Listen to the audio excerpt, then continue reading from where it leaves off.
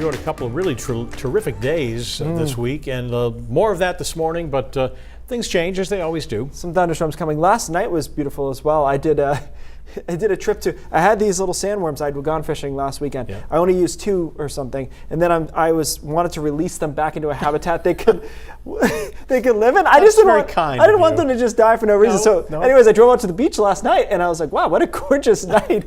And I walk by, it's Portland Headlight, it's a bunch of tourists. I walk out with this bag of like scary worms and just deposit them on the beach. I imagine that raised some concern among a few people. Nobody went too close to them, that's for sure.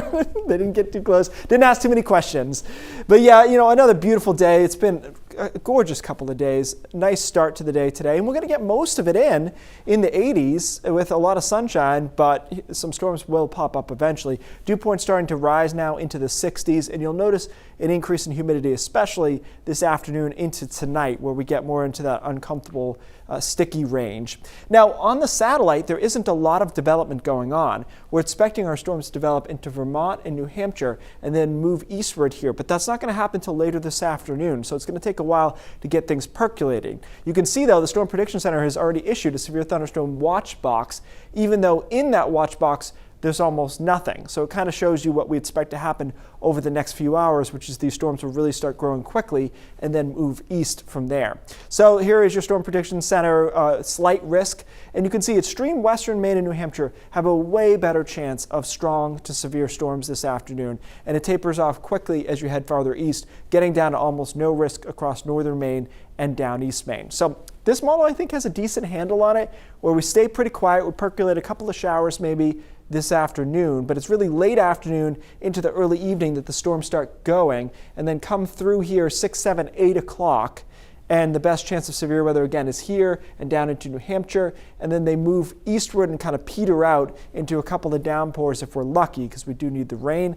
Then it's out of here. And Friday keeps looking better and better. It was a rainy day when we looked at it last weekend. Now we're in the mid-80s, a lot of sunshine and very isolated showers and thunderstorms. Most of us will actually end up dry on Friday. Some rain comes in Friday night along the coastline into early Saturday. Gets out of here in time for Saturday, though, which looks great, as does Sunday. Both weekend days look really good. So the humidity is back tonight, gets washed out in time for Saturday, and the weekend looks not only sunny, temperatures 80 to 85, dew points also low. So hitting on all cylinders, or firing on all cylinders, I should say, Saturday and Sunday. And then we start to warm back up next week. Some indications are we will get very warm, hot, really, late next week. We're talking especially Thursday and Friday. We have to keep an eye on those days for widespread 90s, but there's still time. So we'll keep an eye on how that turns out. It looks actually very similar, Pat, to last stretch we had Friday, Saturday, Sunday,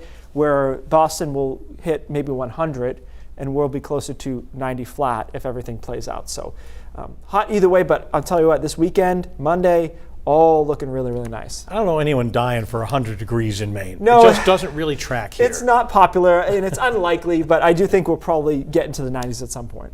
Thanks, Keith.